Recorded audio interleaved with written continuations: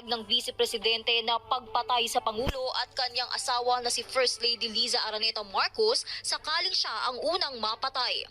Ayon kay Justice Undersecretary Jessie Andres, tanging ombudsman lamang ang maaaring magsuspinde sa pangalawang pinakamataas na opisyal ng bansa at local government executives lamang ang maaaring suspindihin ng Pangulo. Gayunman, una nang sinabi ni Yusek Andres na maaaring madisqualify si VP Sara sa posisyon kung mapapatunayang lumabag ito sa anti-terror law ng bansa. Matatanda ang mismong si dating Pangulong Rodrigo Duterte ang nagtalaga kay Ombudsman Samuel Martires noong 2018. At yan ang News Scoop. Ako si Gia Rafael, nagbabalita ng tama, naglilingkod ng tama.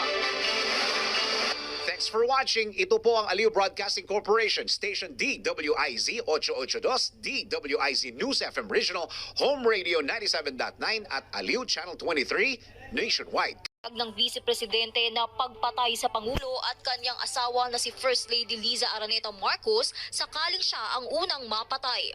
Ayon kay Justice Undersecretary Jessie Andres, tanging ombudsman lamang ang maaaring magsuspinde sa pangalawang pinakamataas na opisyal ng bansa at local government executives lamang ang maaaring suspindihin ng Pangulo. Gayunman, una nang sinabi ni Yusek Andres na maaaring madisqualify si VP Sara sa posisyon kung mapapatunayang lumabag ito sa anti-terror law ng bansa. Matatanda ang mismong si dating Pangulong Rodrigo Duterte ang nagtalaga kay Ombudsman Samuel Martires noong 2018. At yan ang News Scoop. Ako si Gia Rafael, nagbabalita ng tama, naglilingkod ng tama.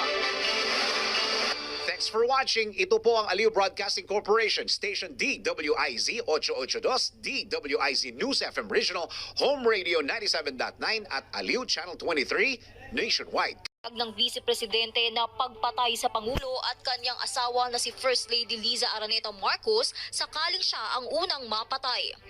Ayon kay Justice Undersecretary Jessie Andres, tanging ombudsman lamang ang maaaring magsuspinde sa pangalawang pinakamataas na opisyal ng bansa at local government executives lamang ang maaaring suspindihin ng Pangulo. Gayunman, una nang sinabi ni Yusek Andres na maaaring madisqualify si VP Sara sa posisyon kung mapapatunayang lumabag ito sa anti-terror law ng bansa. Matatanda ang mismong si dating Pangulong Rodrigo Duterte ang nagtalaga kay Ombudsman Samuel Martires noong 2018. At yan ang News Scoop. Ako si Gia Rafael, nagbabalita ng tama, naglilingkod ng tama. Thanks for watching. Ito po ang Aliw Broadcasting Corporation, Station DWIZ 882, DWIZ News FM Regional, Home Radio 97.9 at Aliw Channel 23 nationwide.